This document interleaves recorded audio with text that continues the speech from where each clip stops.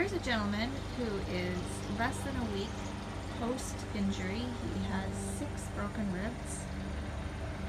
And he has been experimenting, trying to find ways to make himself more comfortable. And right now he's going to show you a couple of exercises that he's found are really helping him in his first week of recovery. Okay, number one priority, make sure you put ice on it. Every hour for 20 minutes for 2 to 3 days. Number 2, go get yourself some pain pills and some anti-inflammatory.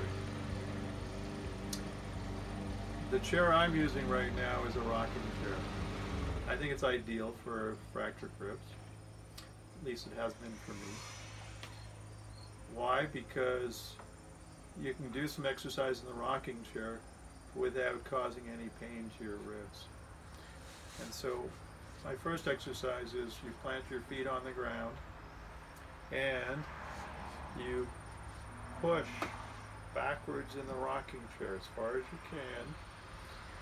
And the only thing touching the rocking chair is your arms and the back of your chest, upper chest, your scapular area. And so you push, and you're doing an isometric exercise with your quadriceps, which you're going to need a lot of when you're getting up and down with fractured ribs from bed, from any position. And so right now I'm counting to 20, and I'm strengthening my quadriceps by pushing my feet into the ground and pushing the chair backwards. You're also helping your gastrocs, and you're also strengthening your shoulder muscles as well, your upper shoulder muscles. Count to 20, and then you relax. And then you do it again. And then you relax.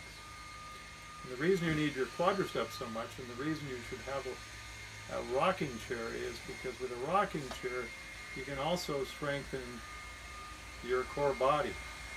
And the way you strengthen your core body is you use your feet to pull your chair forward, rocking chair forward, until you're completely vertical. Your body's completely vertical. And as your body's completely vertical, in order to get out of the chair, this is when you use your quadriceps, which you've been strengthening. And you sit straight up. You don't have to use your arms too much, mostly your quads. And then you're upright without having any pain. And the nice thing as well is the rocking chair, as you sit down into it, you can push it forward and stay vertical when you sit down again. And you lean back and you put pressure on the rocking chair with the back of your shoulders. And do your isometric exercises again. Now, nighttime is the worst for anybody with rib fractures. Barometric pressure changes, there's more inflammation at nighttime. Anybody with any arthritic condition knows that it gets worse at night. Well, you have a lot of inflammation in your broken ribs, and fractured ribs. And so you should use an anti-inflammatory before you go to bed. I use Advil or Motrin 600, and I use that probably 3 times a day. I also ice it before I go to bed, and I use some pain pills because the worst is nighttime. Now, to find a position you'd like to sleep in, it's really up to the individual.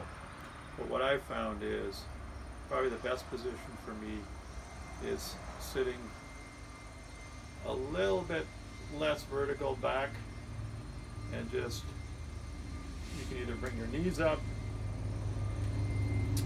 onto another table or not. And then if you want a pillow behind yourself, that's fine. The nice thing about not having a pillow is there's no pressure on my ribs, and therefore there's no, I can take deep breaths without having to expand my lungs into a pillow or into something firm. And it's very important for you to take deep breaths, because then your lung doesn't collapse and you don't get a pneumonia. Anyways, good luck. Hope it heals and hope it works.